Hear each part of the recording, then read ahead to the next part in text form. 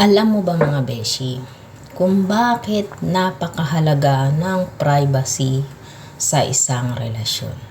So kung ikaw mga beshi is nasa isang relasyon, asawa man yan, partner man yan, or jowa man yan, ayan, mahalagang malaman mo to, mapababae o lalaki man. Kapag kayo ay nasa isang tampuhan, hindi naman kasi maiwasan yan mga beshi, nasa isang awayan, sa isang relasyon, ayan, pagka mga simpleng tampuhan, dapat kayo lang ang aayos nun. Kayo lang ang dapat nakakaalam nun. Kayo lang ang dapat nagre-resolba nun. Huwag mo nang i-open sa ibang tao. Kahit pa yan nanay mo, kapatid mo, kapamilya mo, kapuso mo, kapitbahay, kaibigan, best friend mo. Alam mo kung bakit? Kasi hindi mo maiiwasan sa mga tao na yan yung pwedeng makisawsaw sa issue nyo. Maliit na bagay dapat pag-usapan. Tampuhan hindi ibig sabihin tatapusin. Kasi normal lang yan sa isang relasyon, diba?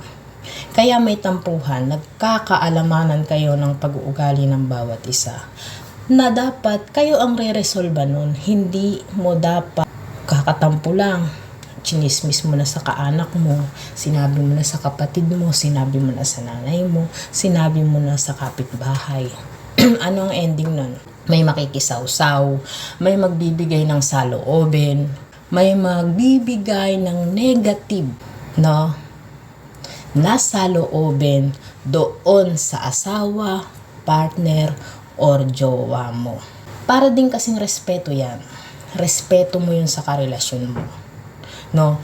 Kasi magiging masama yung tingin ng ibang tao. Syempre sa kwento mo, ikaw ang mabuti. Aminin mo yan. Hindi naman kasi magagalit or hindi naman magkakaroon ng isang tampuhan, lalo ang mga kababaihan, hindi magsasalita yan. Sabihin na natin nga, ang mga babae tinotopak yan. Talagang ang mga babae is meron talagang mga panahon na tinotopak yan. Pero maniwala ka, may dahilan kung bakit nagalit yan. And syempre, kung ikukwento mo yan sa ibang tao, sino ang mabuti? Lalo kung sa side ka, mag-anak, kaibigan, best friend mo. Syempre, ikaw na nagkwento. Ikaw ang mabuti at yung partner, asawa o jowa mo, siya ang mapapasama at magiging masama yung tingin ng ibang tao sa partner or karelasyon mo. O diba? Pangit ang naging resulta. Okay lang yan yung magbibigay tayo ng mag-open tayo ng ating problema sa pamilya natin. Ako naranasan ko yun ilang beses, lalo sa kapatid kong pinagkakatiwalaan ko. Pero kapag yung alam mong hindi mo na kaya at sobra na yung problema ninyo.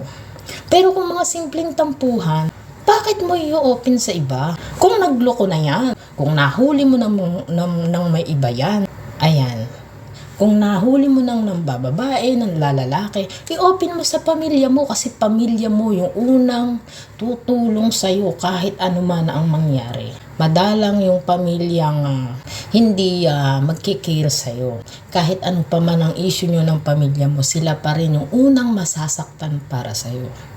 Pero beshi, kung simpleng tampuhan, kung simpleng away, kung simpleng topakan, nagkakaalamanan kayo ng pag-uugali, hindi mo na kailangang i-open up sa iba. Kasi hindi mo maiiwasan yung may makikialam. Imposible naman mga beshi, halimbawa, kapatid, ganito kasi si Marie. Kasi ganito nagalit na lang inaway-away ako, ganun. Syempre mga beshi, sa dami nung nakikinig na yun, lahat ba doon, yung magko-comment, yung mag-iisip doon sa sinusumbong mo, maganda yung sasabihin, maganda yung iisipin, di ba hindi? Kasi syempre, ikaw yung mabuti sa kwento.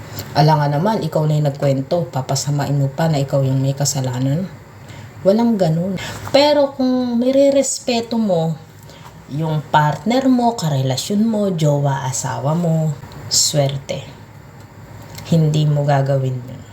Kaunting tampuhan, kayo yung magre-resolba, kayo yung aayos, at hindi mo na kailangan pang i-open up sa iba para mahina kang nilalang. Kung sumbungero o sumbungera ka para may papanig sa'yo sa kaunting tampuhan sa isang relasyon. Tandaan mo yun.